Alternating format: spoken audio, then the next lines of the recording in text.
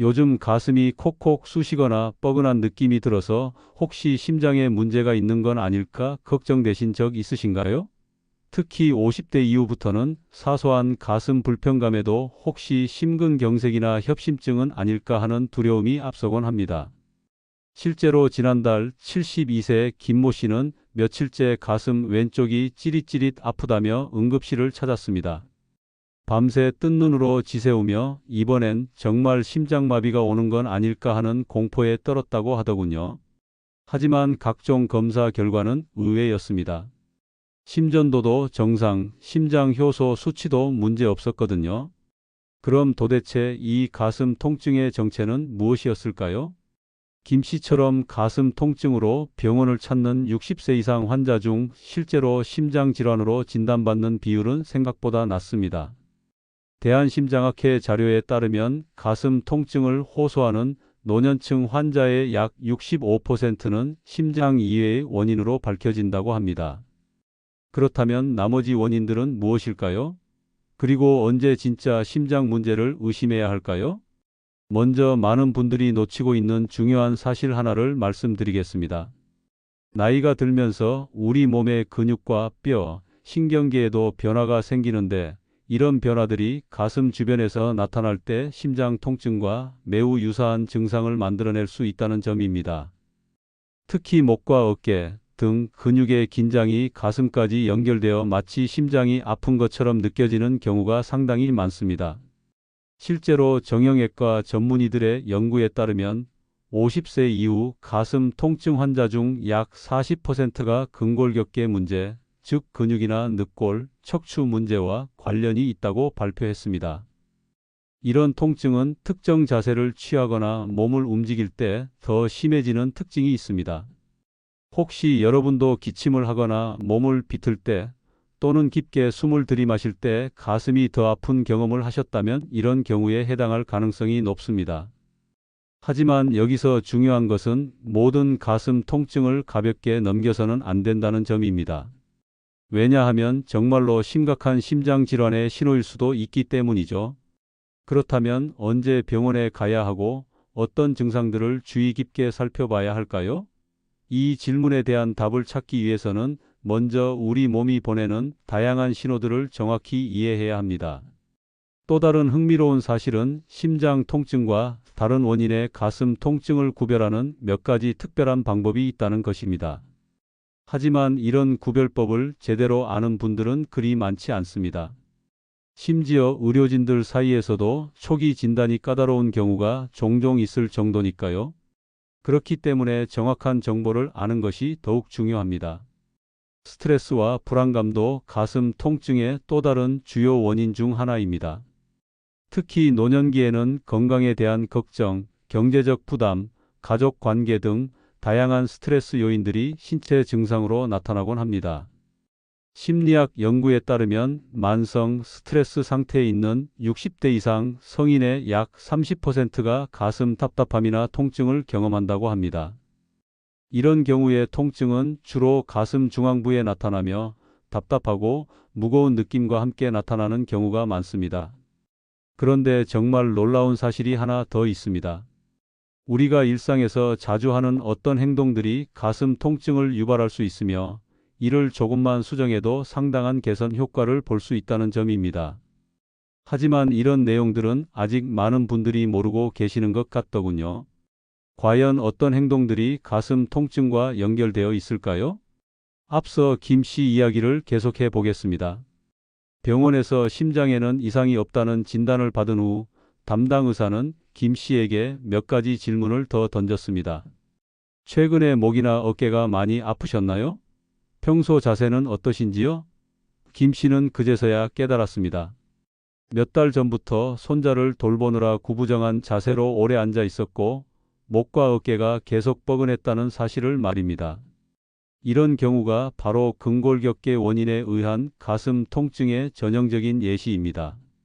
목 부분의 경추 4번부터 8번까지의 신경들은 가슴 부위와 직접적으로 연결되어 있어서 목이나 어깨 근육이 긴장하면 그 영향이 가슴까지 전달될 수 있습니다.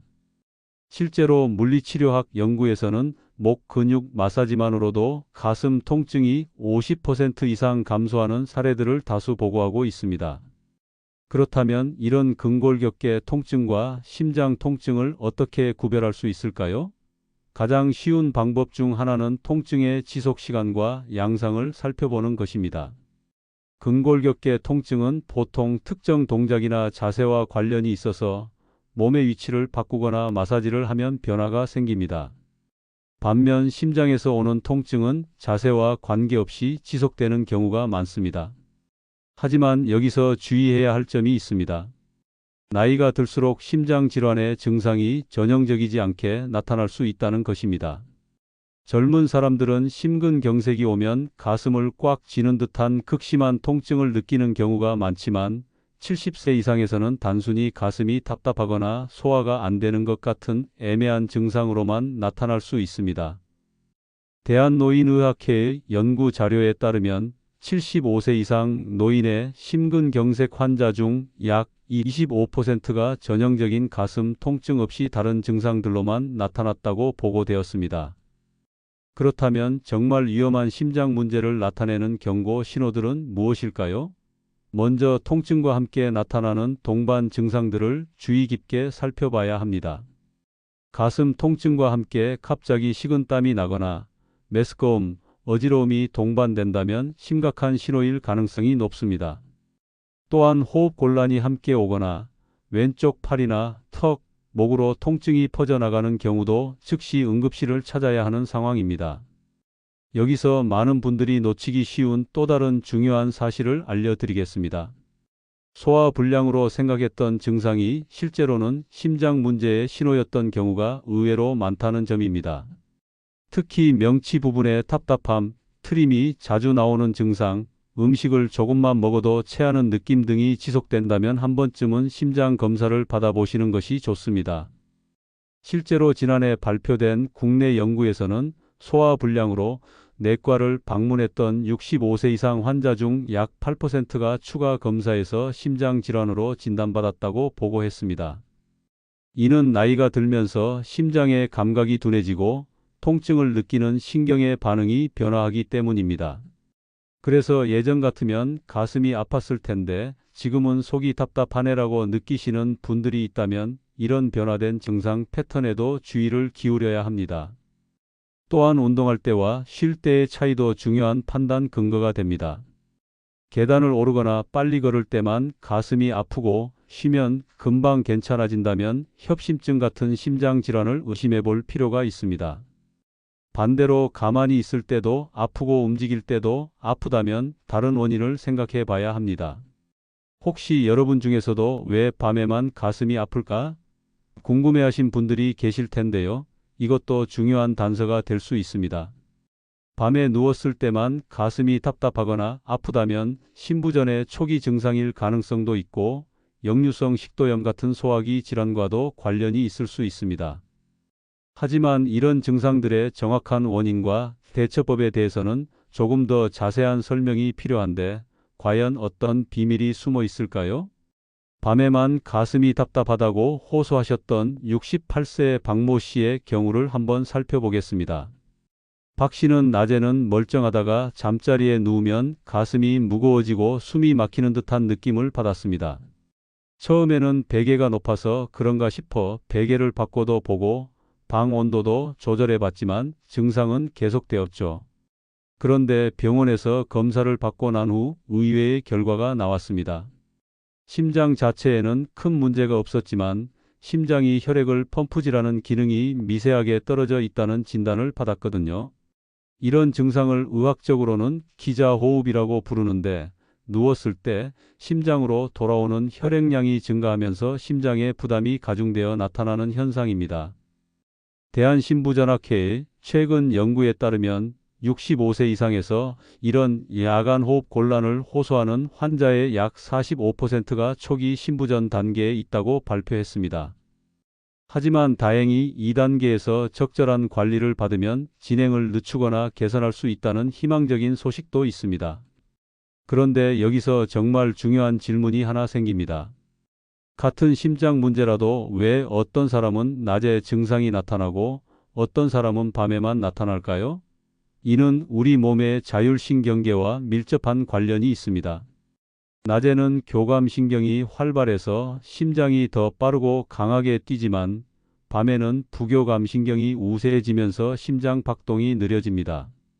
이때 심장 기능이 약간이라도 떨어져 있다면 충분한 혈액 공급이 어려워져서 답답함을 느끼게 되는 것이죠. 하지만 모든 야간 가슴 답답함이 심장 문제는 아닙니다. 실제로 수면의학과 전문의들의 연구를 보면 50세 이상에서 밤에 가슴이 답답하다고 호소하는 환자 중 약 35%는 수면무호흡증과 관련이 있다고 합니다. 수면무호흡증이 있으면 잠들 때 기도가 좁아지면서 충분한 산소 공급이 어려워지고 이로 인해 가슴 답답함을 느끼게 됩니다. 특히 콧거리가 심하거나 잠들 때 숨이 자주 끊어지는 분들이라면 이런 가능성을 꼭 고려해 봐야 합니다. 또 다른 흥미로운 사실은 위식도 역류질환도 야간 가슴 증상의 주요 원인 중 하나라는 점입니다. 나이가 들면서 이와 식도 사이의 관략근이 약해지는데 누웠을 때 위산이 식도로 역류하면서 가슴 부위에 타는 듯한 통증이나 답답함을 유발할 수 있습니다. 소화기내과 의사들의 임상 경험에 따르면 야간 가슴 불편감을 호소하는 환자 중 약 25%가 역류성 식도염으로 진단받는다고 합니다. 그렇다면 이런 다양한 원인들을 어떻게 구별할 수 있을까요? 여기서 여러분이 집에서도 쉽게 할 수 있는 간단한 자가 관찰법을 알려드리겠습니다. 먼저 증상이 나타나는 시간대와 자세를 정확히 기록해 보세요. 식사 후 2~3시간 이내에 누웠을 때 증상이 심해진다면 역류성 식도염 가능성이 높고 식사와 관계없이 누우면 바로 답답해진다면 심장이나 폐 문제를 의심해 볼 수 있습니다. 혹시 여러분 중에서도 왜 스트레스를 받으면 가슴이 더 아플까?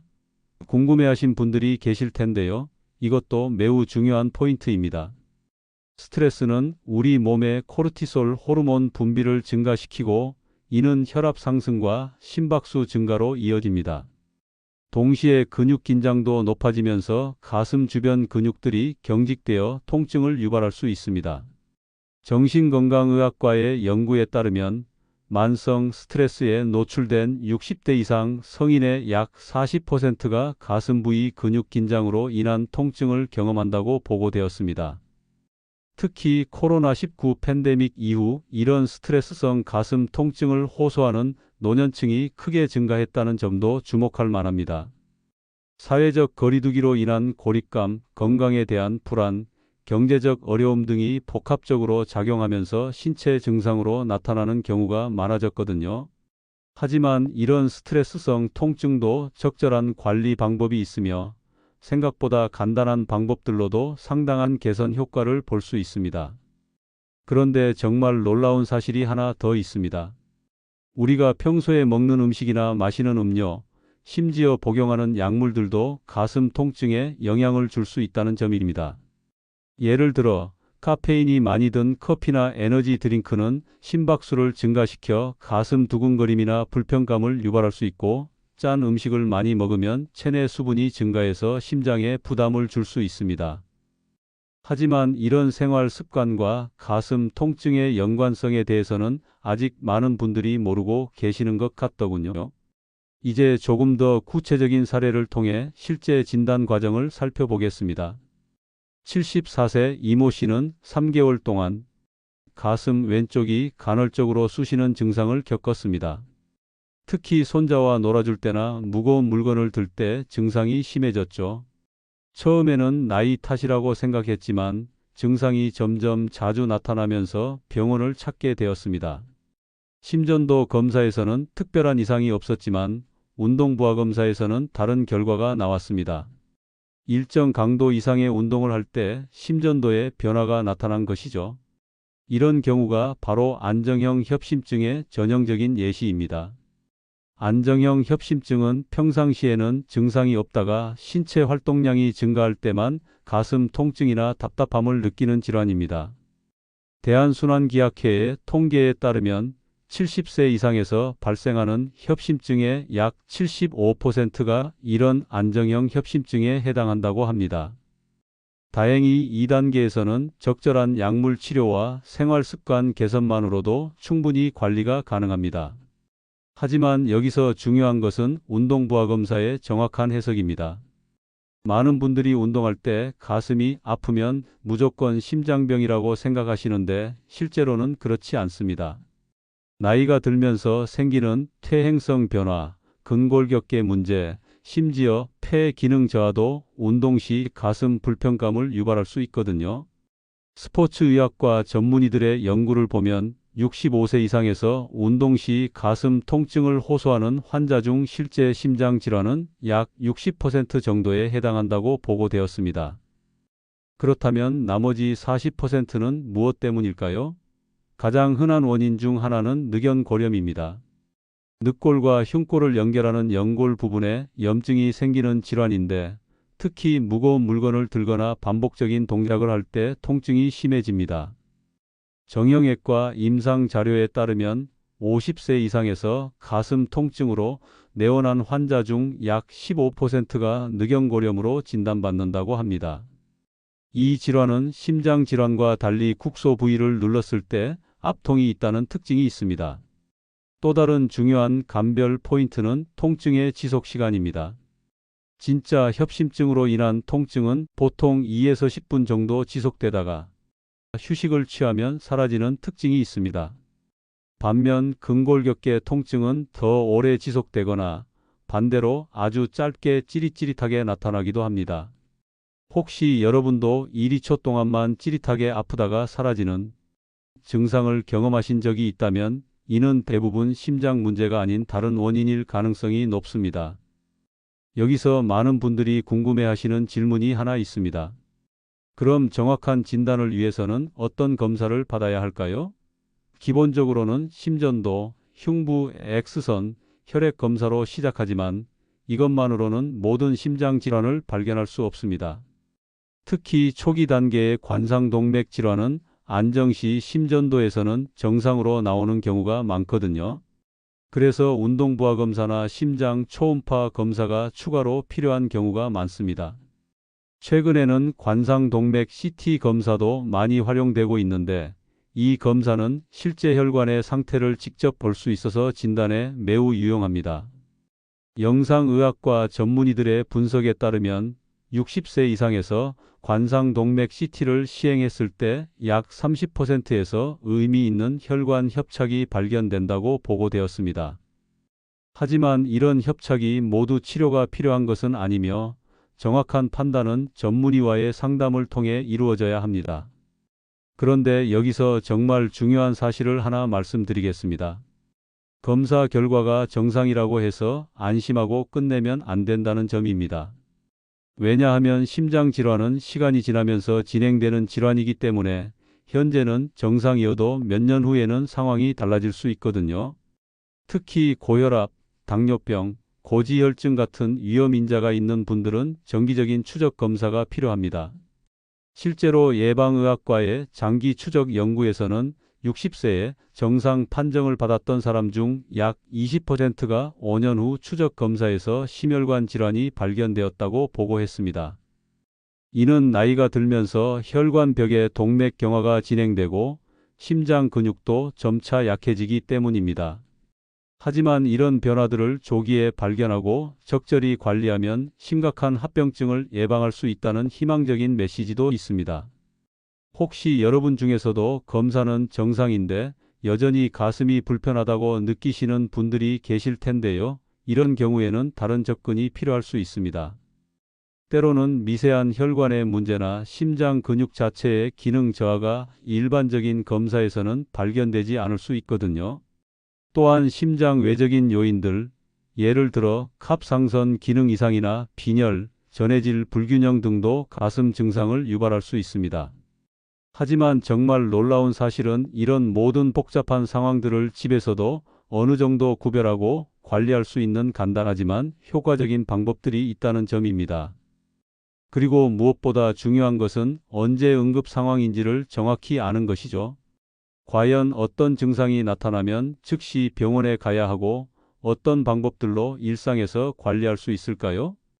앞서 검사 결과가 정상임에도 여전히 가슴 불편감을 호소하시는 분들 이야기를 했는데 실제로 이런 경우에 대한 해답을 찾기 위해 최근 몇 년간 많은 연구가 이루어졌습니다.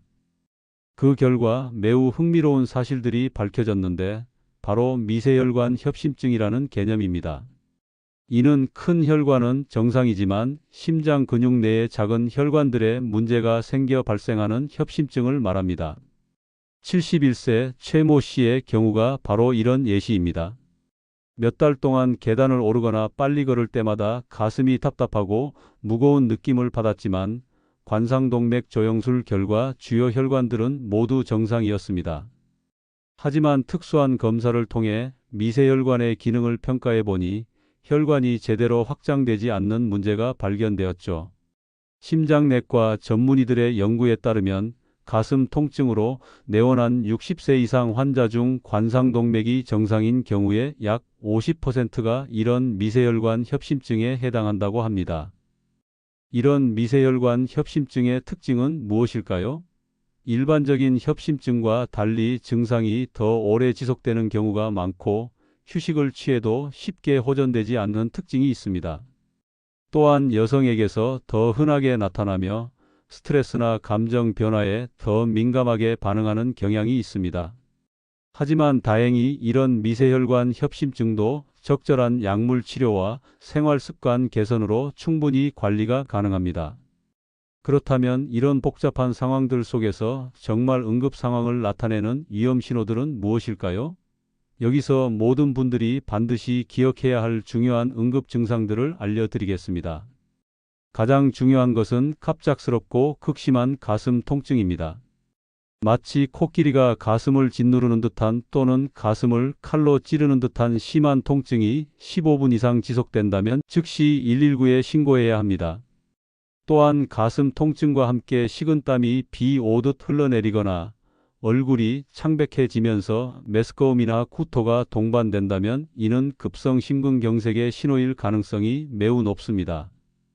응급의학과 의사들의 임상 경험에 따르면 이런 전형적인 증상을 보이는 환자의 약 85%가 실제로 급성 심근경색으로 진단받는다고 합니다. 시간이 생명인 상황이므로 조금 더 지켜보자는 생각은 매우 위험합니다. 하지만 노년층에서는 이런 전형적인 증상 대신 다른 형태로 나타날 수 있다는 점을 꼭 기억하셔야 합니다. 갑자기 숨이 많이 차거나 극심한 소화불량 증상, 어지러움이나 실신, 이유 없는 극도의 피로감 등이 심근경색의 비전형적 증상일 수 있습니다. 특히 당뇨병이 있는 분들은 통증을 느끼는 신경이 둔해져서 가슴 통증 없이 다른 증상만 나타나는 경우가 더 많습니다. 여기서 많은 분들이 궁금해하시는 질문이 있습니다. 니트로글리세린 같은 응급약을 미리 준비해 두는 것이 좋을까요? 이는 매우 중요한 질문인데 협심증 진단을 받은 분들에게는 의사가 처방하는 속효성 니트로글리세린을 항상 휴대하는 것이 좋습니다. 하지만 진단을 받지 않은 상태에서 임의로 사용하는 것은 위험할 수 있으므로 반드시 전문의와 상담 후 결정해야 합니다. 그런데 정말 놀라운 사실은 심각한 심장 응급 상황을 예방할 수 있는 간단한 생활 습관들이 있다는 점입니다. 가장 중요한 것은 혈압과 혈당, 콜레스테롤 수치를 정상 범위로 유지하는 것입니다. 예방의학과의 대규모 연구에 따르면 이 세 가지를 모두 정상 범위로 관리하는 70세 이상 성인의 심혈관 질환 발생률은 그렇지 않은 경우보다 약 60% 낮다고 보고되었습니다. 특히 혈압 관리가 중요한데 수축기 혈압이 140mmHg 이상으로 지속되면 관상동맥에 상당한 부담을 주게 됩니다. 하지만 많은 분들이 놓치는 중요한 포인트가 있습니다. 바로 혈압의 변동성입니다. 평소에는 정상이다가 갑자기 높아지거나 낮아지는 변동이 심한 경우도 심장에 부담을 줄 수 있거든요. 그래서 집에서 정기적으로 혈압을 재면서 패턴을 파악하는 것이 중요합니다. 또한 염분 섭취 조절도 매우 중요합니다.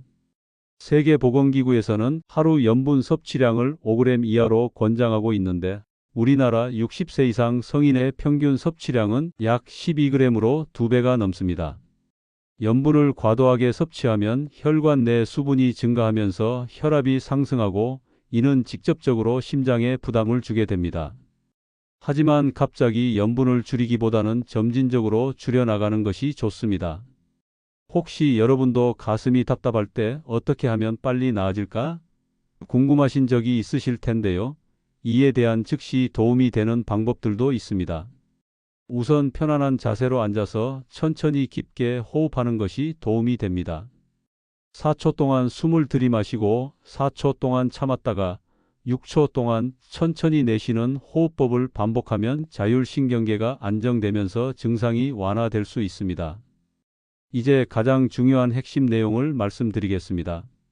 지금까지 다양한 가슴 통증의 원인과 증상들을 살펴봤는데 결국 가장 중요한 것은 예방과 조기 발견 그리고 적절한 대응입니다. 특히 노년층에서는 증상이 애매하게 나타나는 경우가 많기 때문에 평소 자신의 몸 상태를 정확히 파악하고 변화를 민감하게 감지하는 것이 무엇보다 중요합니다. 먼저 일상에서 실천할 수 있는 가장 효과적인 심장 건강 관리법을 알려드리겠습니다. 가장 기본이 되는 것은 규칙적인 운동입니다. 하지만 여기서 중요한 것은 자신의 체력 수준에 맞는 적절한 강도의 운동을 선택하는 것입니다. 대한스포츠의학회의 권고안에 따르면 65세 이상은 주 3, 4회, 한 번에 30에서 40분 정도의 중등도, 강도 운동이 가장 효과적이라고 합니다. 여기서 중등도 강도란 운동하면서도 대화가 가능한 정도의 강도를 말합니다. 실제로 규칙적인 운동을 하는 70세 이상 성인의 심혈관 질환 발생률은 그렇지 않은 경우보다 약 40% 낮다는 연구 결과가 있습니다. 특히 걷기는 가장 안전하고 효과적인 운동 중 하나인데 하루 6,000에서 8,000보 정도를 목표로 하되 처음에는 3,000에서 4,000보부터 시작해서 점진적으로 늘려가는 것이 좋습니다. 무리한 운동은 오히려 심장에 부담을 줄 수 있으므로 주의해야 합니다. 영양 관리도 매우 중요합니다. 지중해식 식단이 심혈관 건강에 가장 좋다는 것은 이미 널리 알려진 사실인데 구체적으로는 올리브 오일, 견과류, 생선, 채소, 과일을 충분히 섭취하고 붉은 고기와 가공식품은 줄이는 것입니다. 영양학 연구에 따르면 이런 식단을 유지하는 60세 이상 성인의 심혈관 질환 위험도는 일반적인 식단을 섭취하는 경우보다 약 30% 낮다고 보고되었습니다. 하지만 여기서 많은 분들이 놓치고 있는 중요한 영양소가 하나 있습니다. 바로 오메가3 지방산입니다. 등푸른 생선에 많이 함유된 오메가3는 혈관 건강에 직접적인 도움을 주는데 주 2, 3회 정도 고등어, 삼치, 연어 등을 섭취하는 것이 좋습니다. 만약 생선을 자주 먹기 어렵다면 의사와 상담 후 오메가3 보충제를 고려해 볼 수도 있습니다. 수면의 질도 심장 건강과 밀접한 관련이 있습니다. 수면의학과 전문의들의 연구에 따르면 만성적인 수면 부족이나 수면의 질 저하는 교감신경계를 과도하게 활성화시켜 혈압 상승과 심박수 증가를 유발한다고 합니다.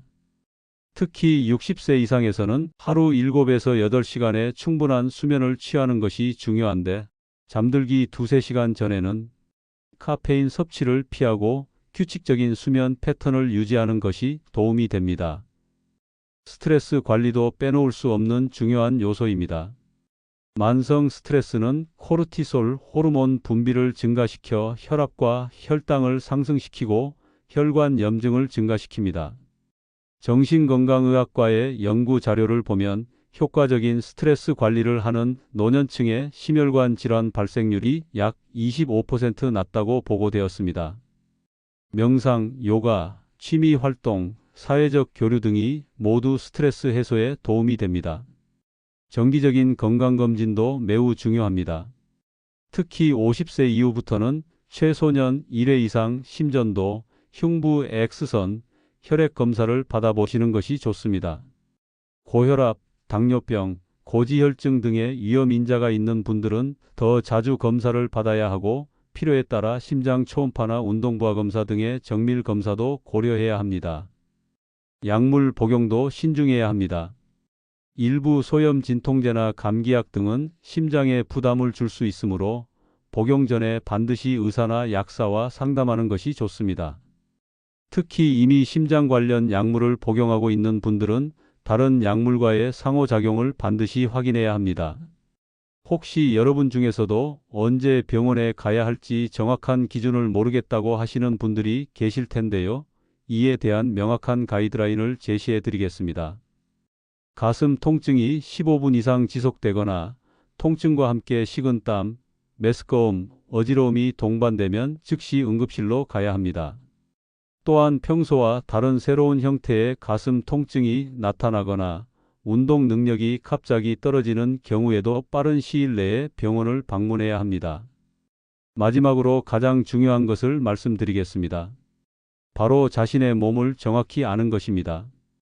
평소 자신의 혈압, 맥박, 체중 변화를 주기적으로 체크하고 가슴 불편감이 있을 때의 상황과 증상을 정확히 기록해 두는 것이 도움이 됩니다. 이런 정보들은 의사가 정확한 진단을 내리는데 매우 중요한 단서가 됩니다. 심장 건강은 하루아침에 만들어지는 것이 아닙니다. 꾸준한 관리와 올바른 생활 습관이 축적되어 만들어지는 것이죠. 하지만 지금 시작해도 늦지 않습니다. 작은 변화부터 시작해서 점진적으로 개선해 나간다면 분명히 더 건강하고 활기찬 노년을 보내실 수 있을 것입니다.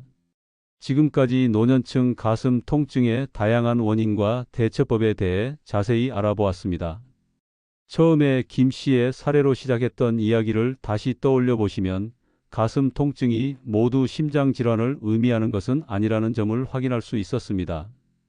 실제로 50세 이상에서 가슴 통증을 호소하는 경우 중 약 65%는 심장 이외의 원인으로 밝혀진다는 대한심장학회의 자료를 통해서도 이를 확인했습니다. 근골격계 문제, 스트레스, 소화기 질환, 수면 장애 등이 모두 가슴 통증의 원인이 될 수 있으며 각각의 특징과 구별법을 정확히 아는 것이 중요합니다. 특히 목과 어깨 근육의 긴장이 가슴까지 연결되어 심장 통증과 유사한 증상을 만들어낼 수 있다는 점, 그리고 밤에만 나타나는 가슴 답답함의 경우 신부전, 수면 무호흡증, 역류성 식도염 등 다양한 원인이 있을 수 있다는 점을 기억하시기 바랍니다. 하지만 동시에 정말 위험한 심장 질환의 경고 신호들도 정확히 알아야 합니다. 갑작스럽고 극심한 가슴 통증이 15분 이상 지속되거나 식은땀, 메스꺼움, 어지러움이 동반되는 경우에는 즉시 응급실을 찾아야 한다는 점을 꼭 기억해 주세요. 특히 노년층에서는 전형적인 가슴 통증 대신 소화불량, 극도의 피로감, 호흡 곤란 등의 비전형적 증상으로 나타날 수 있으므로 더욱 주의 깊게 관찰해야 합니다. 미세혈관 협심증이나 초기 신부전 같은 검사에서 발견되기 어려운 질환들도 있지만 이런 경우에도 적절한 관리를 통해 충분히 개선할 수 있다는 희망적인 메시지도 전해드렸습니다. 중요한 것은 포기하지 않고 꾸준히 관리하는 것입니다. 이제 일상에서 바로 실천할 수 있는 구체적인 방법들을 정리해 드리겠습니다. 가장 기본이 되는 것은 규칙적인 운동입니다. 하루 6,000에서 8,000보 걷기를 목표로 하되 처음에는 3,000에서 4,000보부터 시작해서 점진적으로 늘려가세요. 운동 강도는 대화가 가능한 정도의 중등도로 유지하는 것이 가장 안전하고 효과적입니다. 식단 관리에서는 지중해식 식단을 권장합니다. 올리브오일, 견과류 등 푸른 생선을 주 2-3회 섭취하고 채소와 과일을 충분히 드세요. 반대로 염분 섭취는 하루 5g 이하로 제한하고 가공식품과 붉은 고기는 줄이시기 바랍니다. 특히 오메가3 지방산이 풍부한 고등어, 삼치, 연어 등을 자주 드시면 혈관 건강에 직접적인 도움이 됩니다. 수면의 질도 매우 중요합니다. 하루 7-8시간의 충분한 수면을 취하고 규칙적인 수면 패턴을 유지하세요. 잠들기 2-3시간 전에는 카페인 섭취를 피하고 편안한 수면 환경을 만들어 주시기 바랍니다. 스트레스 관리를 위해서는 명상, 요가, 취미 활동, 사회적 교류 등을 적극 활용하세요. 가슴이 답답할 때는 4초 들이마시고 4초 참았다가 6초 동안 천천히 내쉬는 호흡법을 반복하면 즉각적인 도움이 됩니다. 정기적인 건강검진도 빼놓지 마세요. 50세 이후부터는 최소년 1회 이상 심전도, 흉부 X선, 혈액 검사를 받으시고 고혈압, 당뇨병, 고지혈증 등의 위험 인자가 있다면 더 자주 검사를 받으시기 바랍니다. 평소 자신의 혈압, 맥박, 체중 변화를 주기적으로 체크하고 가슴 불편감이 있을 때의 상황과 증상을 기록해 두는 것도 중요합니다. 이런 정보들은 병원에서 정확한 진단을 받는 데 큰 도움이 됩니다. 약물 복용 시에는 반드시 의사나 약사와 상담하고 이미 심장 관련 약물을 복용하고 있다면 다른 약물과의 상호작용을 꼭 확인하세요. 무엇보다 중요한 것은 자신의 몸을 정확히 아는 것입니다. 평소와 다른 새로운 증상이 나타나거나 운동 능력이 갑자기 떨어지는 경우에는 빠른 시일 내에 병원을 방문하시기 바랍니다. 조기 발견과 적절한 관리가 건강한 노년의 핵심입니다. 한결같은 마음으로 어르신들의 건강을 위해 노력하는 것이 저의 사명이라고 생각합니다. 오늘 말씀드린 내용들을 차근차근 실천해 나가시면 분명히 더 건강하고 활기찬 노년을 보내실 수 있을 것입니다. 건강은 하루아침에 만들어지는 것이 아니라 꾸준한 관리와 올바른 생활 습관이 축적되어 만들어지는 것임을 기억해 주세요. 영상이 도움이 되셨다면 구독과 좋아요로 응원해 주세요. 꾸준히 건강 정보를 전달하는 힘이 됩니다. 오늘부터 바로 실천하셔서 건강한 하루하루를 만들어 가시기를 진심으로 바랍니다. 여러분의 건강한 노년을 위해 앞으로도 유용한 정보로 찾아뵙겠습니다.